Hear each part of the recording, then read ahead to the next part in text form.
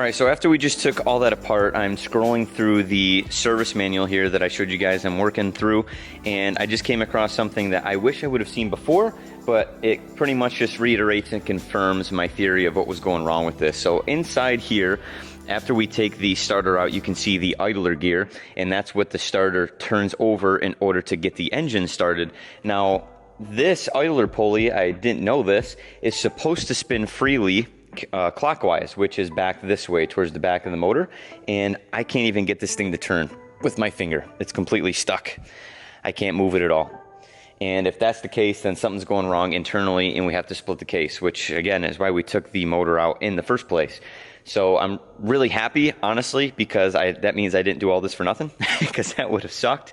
But yeah, this idler gear is supposed to turn freely clockwise, and it shouldn't move counterclockwise, but we're not able to go either way right now. So, well, I'm not really too upset, because that means we're doing all this for a reason, and that just confirms my theory. So we got to go ahead and keep diving a little bit deeper into this.